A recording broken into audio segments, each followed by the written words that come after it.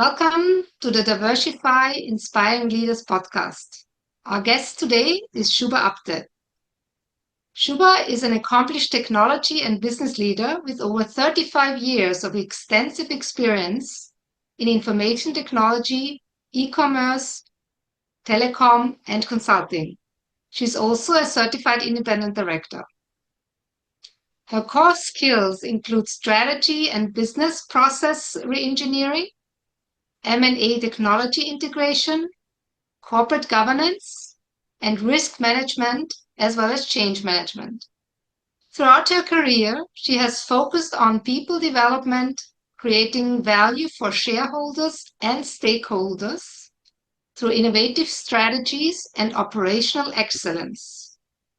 She has proven track record in technology integration, change management, and quality management across businesses. In addition to her bachelor degree in electrical engineering and her IICA Independent Director Certificate, Shubha is also a certified CEO and executive coach, writer, and keynote speaker. Welcome, Shubha. Thank you, Sylvia, for having me. Thank you for joining us today. You recently wrote a book called Mastering Leadership Insights from Coaching, Mentoring, and Experience. So tell us a little bit more about your own background. I mean, I've mentioned above already, but what inspired you to write the book? I started out as an engineer in 1983 and spent more than 3 decades in the corporate world, moving through different leadership roles in multinational companies like Blue Star, Escorts, Motorola, Dell, Thomson Reuters, Tata Consulting Engineers. And over the years, I got to work across different functions, across sales and marketing to start with, quality management, e-commerce, um, technology integrations, then software development, and global delivery, which actually gave me a very broad perspective on how organizations work and how leaders succeed and sometimes even struggle. But what really shaped me was what happened next. After about in the last 10 years, I transitioned to executive coaching and mentoring, working very closely with leaders at all levels. I realized while working with leaders that many of the challenges that they face have nothing to do with processes and technology, but more to do with leadership itself. How to build trust or navigate change or inspire teams and stay resilient. So that's what inspired me to write Mastering Leadership. I wanted to capture not just my own experience, but the insights that I have gained from coaching and mentoring. Wonderful. So, what role have coaching and mentoring played in shaping your own leadership journey and your leadership philosophy? Coaching and mentoring actually has played a very big role in shaping how I see leadership. In fact, I was fortunate to have managers who were invested in my growth, and that really helped and influenced how I lead others. One of the biggest lessons that I learned about leadership is that it is about relationships and building trust with our teams, customers, stakeholders. And I made it a point, therefore, to always have this one on one conversation with the team members, not just talking about their work, but about the challenges they face, their career goals, their potential. So when people think that you're genuinely interested and invested in them, then they give their best. And I also learned the importance of addressing conflicts very early. So having those tough conversations instead of avoiding them. It might feel uncomfortable in the moment, but actually it saves a lot of pain later. you know. And another big piece was networking and cross-functional collaborations. By engaging with peers and teams outside my immediate function, I gained visibility, exposure, and broader experience, which not only helped me grow, but it also helped me succeed. So, taking up roles in different functions and being willing to learn and scale, take the risk, also helped in gaining experience. So, my leadership philosophy today is very much built on these experiences, being invested in people, building trust, have the courage to have those tough conversations, and keep learning and engaging beyond our own boundaries, because that gives a lot of exposure and experience. Yes. So I have another question. You work for many big companies. So the things you just described, was it different in different companies? Because there's so many, not every company is the same, right? Everybody treats No, the people slightly differently. yes. So what have you learned from working for so many big companies? Actually, every company has a different culture. Yes. And a lot of but most of the companies that I worked with and had global roles, when you kind of show this curiosity and interest in learning and scaling up, they are open to give you the opportunities. It's just for you to take that risk and grab those opportunities. And what I learned was, while you can sometimes have some challenges navigating through the different cultures, but it also increases your experience. So today, when I kind of mentor women or coach everyone, leaders at all levels, it becomes very easy for me to understand the problems that they're going through and to work with them on solutions, or nudge them a little to take risk, grab opportunities and those kind of things. But as you rightly said, every organization has a different culture. Navigating those things, sometimes even facing bias, can be a tough challenge. But doing that, actually, you tend to kind of gain those experiences, and you have to stay resilient throughout. Thank you. Thank you for elaborating on that. So in your book, you mention about how mistakes can create feelings of self-doubt, fear, and judgment. Could you share how people can move past those emotions or turning mistakes into opportunities for growth? Yes, actually, mistakes can really trigger those self doubt and fear and even judgment. But the key is not to dwell on those things for very long. What I have seen work is practicing self compassion and treating yourself with some kindness.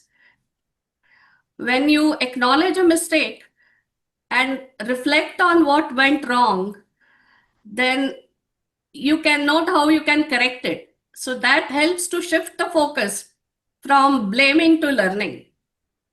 But this kind of a thing requires an open mindset and the willingness to try again, while being aware of your own strengths and what you need to kind of work on. But the danger is when you make a mistake and it should not turn into a limiting belief, because then that voice inside will keep saying, don't try again, you will fail. And that mindset can actually stop you from taking risk or grabbing opportunities. If instead you look at mistakes as feedback, then of course it becomes stepping stone for growth rather than roadblocks. So in Mastering Leadership, you talk about challenges like emotional intelligence and managing conflict, networking, team management. These are not just issues for new leaders. They often surface also among experienced professionals, regardless of their gender. So why do leaders at all levels sometimes avoid open conversations? with the teams? And how does that impact trust and relationships at work? That's a great question because these challenges, whether it is emotional intelligence, conflict management, or open communication, they surface at any level of leadership. What I have seen is that many leaders avoid open conversation because they are uncomfortable dealing with conflict or they're not confident about handling tough questions.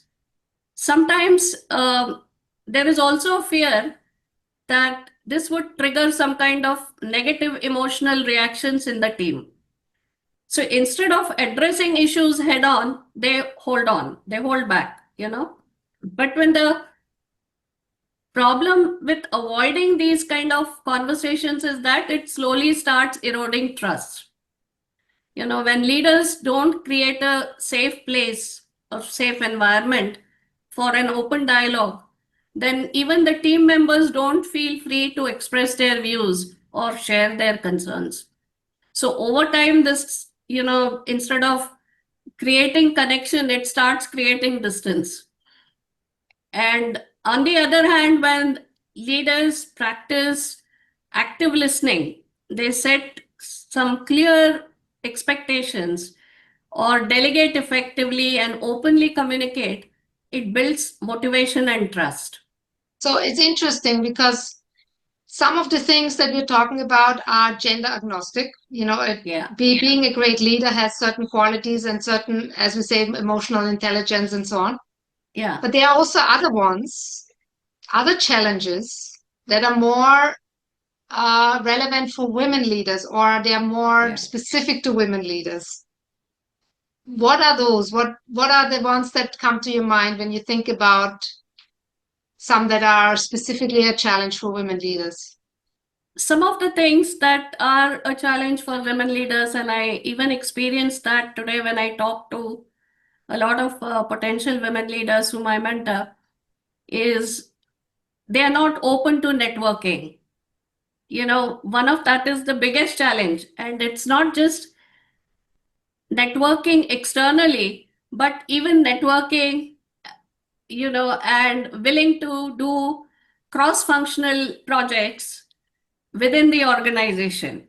So you have to at times nudge them to start participating at an organization level cross-functional project so that it helps them to understand and meet people from other functions instead of just focusing on their immediate function. Oh, that I haven't heard before. Why is that? Why would they not want to work across functions? They are so uh, focused on what they are doing in their own functions. They want to be perfect there. But they're not curious to understand how other functions are functioning or what are they working on or what is their style of working. How do they network with people from other functions, other teams, do cross collaboration? Those things, some of them still don't want to kind of get into. But then when they talk about, oh, my job is becoming mundane, I am doing the same thing again and again, then you have to ask them, have you started talking to people in the other functions? Have you started working on projects where you have an opportunity to cross collaborate? And, you know, that helps you gain some visibility as well. And you can also look at what you can learn from others, look at a role, take the risk of taking a different role in a different function. So you have to actually nudge them to do that. I think at lower levels, I can see that. At higher Yeah, levels, I think the networking outside the company is also very important, it's a which again, many absolutely. women are not that active in and Yeah. not that even interested in, partially because of time constraints, you know, of having to take care of family and household and everything else. So, a last question I have is your book includes some reflective exercises. Could you Yeah. share some examples of one that might help readers or might help someone who is listening to this podcast to become more self aware? So the reason I included these reflective exercises because I have always believed that real leadership growth begins with self-awareness. And we are often so busy running from one task to another that we rarely get a chance to take a pause and ask ourselves those deeper questions. So these exercises are a way to hit that pause button. For example, I ask readers to reflect on a question like, why did I seek coaching or mentoring? Am I genuinely open to change? Or am I just doing it because to meet somebody else's expectation? Another powerful question is, when was the last time I received feedback that made me uncomfortable? And how did I respond? Now, when leaders sit with these questions, they uncover blind spots or realize what is driving their decisions. That awareness is more important because it is the first step for making intentional changes, whether it's improving on how they handle feedback, being more open to growth, or leading with greater authenticity. So the exercises aren't about finding any right answers, but they're more about finding their own answers, you know? And that is what makes them powerful. Because if they understand and unearth the blind spots, they can realize where they need to kind of improve. That's powerful because, as part of our Global Leader Certification program of Diversify, we have mentoring, and you're a mentor. Thank you very much for being a mentor in this program also. And I think that question, we should implement that to ask every mentee should be asked about, did you choose to be mentored? And how is your relationship to mentoring, right? Yes. Are you willing to change? I think this is a very important question, and it would be very good to have upfront that every mentor asks their mentee, are they Yes. really ready for change? And are they Yes. really willing to change, right? Yeah, I generally start my coaching conversation with this question because, uh, sometimes some individuals get pushed by their managers or by the HR teams to get coached, but they may not themselves be willing to change. In which Yes, case, they are wasting their own time and the coach's time as well. So exactly. it's very important for them to reflect and see whether are they really open to change or not. So in our Global Leader Certification program, it's a 6 months mentoring and 6 live master classes, 6 self-study courses. Anybody who's interested in that, please check out our Diversify website, www.diversify.com. Shubha is one of our wonderful mentors. We have more than 50 mentors, all board and C-level mentors for this program. That is for women 10 to 20 years of experience. And Shubha, I think you have had more than one mentor by now in this program. And thank you very much for doing that. And joining us today for this podcast, I want to thank you for being here, sharing your experience about your book, sharing the insights. And I want to say, anybody who's listening to this podcast, please check out the book. It's available on Amazon. It's called Mastering Leadership, Insights from Coaching, Mentoring, and Experience from Shubha Apte. And please connect with her on LinkedIn. You can continue the conversation with her directly. And maybe you'll find somebody that you want to get mentored or coached by. Thank you so much for joining us, Shubha. Have a Thank you wonderful so much, day. Sylvia, for having me. Thank you.